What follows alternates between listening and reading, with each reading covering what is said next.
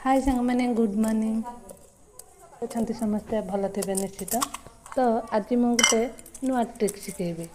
तो पुराना रूपा पाउंजी कला पड़ जाते ताकू कमी नुआ पर चिकचिक करवा। ये पाउंजी गुटिक किसी दिन पिंधिला माने कला पड़ जाए कादुआ धूली हो जाए।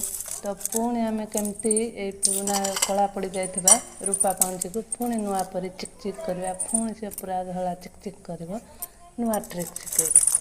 पूरा सहज उपाय आ सरल भाव में समस्ते निजे निजे घरे करें। मोर ये पाउंजी बहुत कला पड़ जाए तो मुझे आज सफा करके आपण मानक देखेबी। तो घरे यूज होता डेली यूज कोलगेट जेको कोलगेट नहीं पारे मुझे कोलगेट नहीं। तो ये कोलगेट रु किसी नहीं मु गोटे ताटिया पानी कर पाउंजी को गोटे राति भिजे देती। पाउंजी को बहुत समय छाड़ी देती या मिक्स करदेली।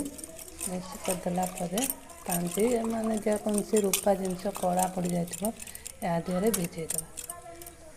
भिजेदेला भिजीगला गोटे राति मुझे छादे राति करदे मुझे सका 2-3 घंटा कले भी हम।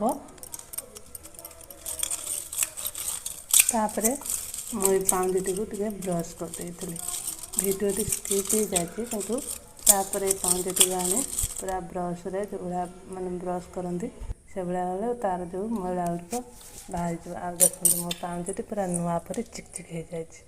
तो आपण मानकर जदि पाउंजी कला पड़ जाए ये ट्रिक करी तो पाउंजी को पूरा नुआ पर चिकचिक करदे। मो आइडिया जब भल लगी है गोटे लाइक निश्चित करेंगे।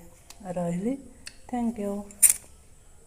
मो पाउंजी तो नुआ परी पूरा चिकचिक होगा। आपणकर एवं निश्चित ट्राए करंतु।